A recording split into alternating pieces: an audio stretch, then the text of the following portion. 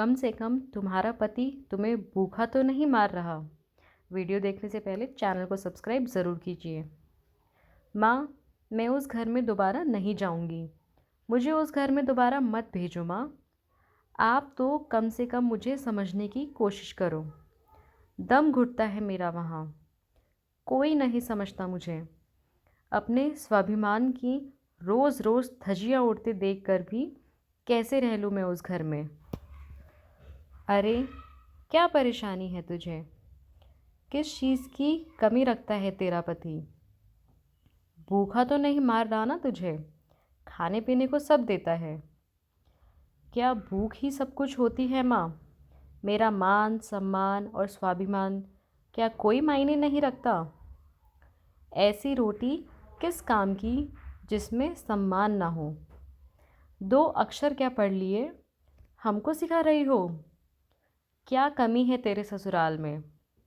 रोटी रोटी होती है, जब भूख लगती है तभी खाई जाती है। इसका मान सम्मान से कोई लेना देना नहीं। चुपचाप अपने ससुराल जाओ। तेरे कारण मेरी दोनों छोटी बेटियों की शादी नहीं हो पाएगी। लोग कहेंगे कि बड़ी बहन तो खुद पीहर आके बैठी हुई है, पता नहीं छोटी कैसी होगी। अपने पिता के मुंह से यह सब बात सुनकर मधु चुप रह गई और उसकी माँ कुछ न कुछ कह ही नहीं पाई। पिछली बार भी यही हुआ था और अब की बार भी वही। मधु के पिता के सामने किसी की भी नहीं चलती। जो खुद भी ऐसे इंसान रहे हो, वह दूसरों की भावनाओं को क्या समझेंगे। वहीं रमन और उसकी माँ कुटिल मुस्कान के साथ मधु की तरफ देख रहे थे। थक हार कर मधु को चुपचाप अपने मान सम्मान को छोड़कर पति रमन और सास के साथ वापस ससुराल जाना पड़ा।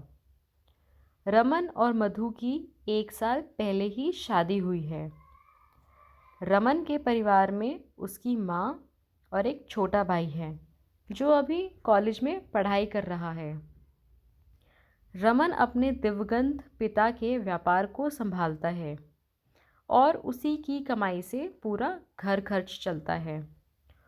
और रमन की माताजी, वह तो परफेक्ट भारतीय सास है जो बहू में कमी निकाल ही लेती है। रमन अपनी जो भी कमाई है अपनी माँ के हाथों में लाकर रखता है, जिससे मधु को कोई परेशानी नहीं है। लेकिन समस्या यह है कि इससे छोटी छोटी ज़रूरतों के लिए भी तिरस्कृत कर दिया जाता है। उसे 1 रुपये के लिए भी मोहताज कर रखा है। अभी पिछली बार की बात है, शादी के कुछ दिनों बाद मधु पीरियड से हो गई तो पैड्स खरीदने के लिए भी उसकी सासू माँ ने खर्चा देना उचित न समझा, बल्कि उसे पुराने कपड़ों में से कपड़ा फाड़कर दे दिया कि इसे इस्तेमाल करो। इन चीज़ों के लिए बेवजह का पैसा नहीं है मेरे पास। जब उसने रमन से कहा तो रमन ने भी यही जवाब दे दिया कि जैसा माँ कह रही है वैसा ही कर लो। माँ एकदम ठीक बोल रही है। लेकिन रमन, कपड़ा हाइजीनिक नहीं होता है। रमन ने बोला, तो क्या बेवजह का खर्चा करें इन चीज़ों पर? पर रमन, पैड्स इतने महंगे भी नहीं आते, बस 100-150 रुपये ही तो लगेंगे। रहने दो, जो माँ कह रही है वही करो, नहीं तो अपने बाप से मांग लो। रमन से इस जवाब की उम्मीद नहीं थी। उसे तो यकीन ही नहीं हो रहा था कि नई दुल्हन के साथ ऐसा व्यवहार हो सकता है। तब भी उसने अपनी माँ से इस बारे में बात की थी और कहा था कि वह ऐसे ससुराल में नहीं रह सकती। तब भी उसके पिता ने उसे चुपचाप ससुराल में रहने को कहा था कि अपने ससुराल में ही जाकर रहो, अब तुम्हारी शादी हो गई है। इस बार भी यही हुआ था। मधु की प्रेगनेंसी कंफर्म हो गई थी। उसे बहुत परेशानी होती, पर उसकी सास उसे दवाइयाँ तक नहीं दिलाती। कहती थी, यह सब तो बेवजह के चोचले हैं।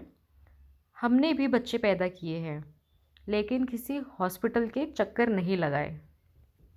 इन सब पर बेवजह का खर्चा क्या करना।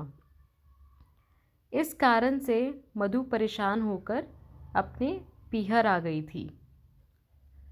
पर इस बार भी उसके पिता का जवाब था कि कम से कम तुम्हें भूखा तो नहीं मार रहा, तुम्हें खाने पीने को तो सब कुछ दे रहा है। और उसके स्वाभिमान की धज्जियाँ उड़ाकर उसे वापस उसके ससुराल भेज दिया।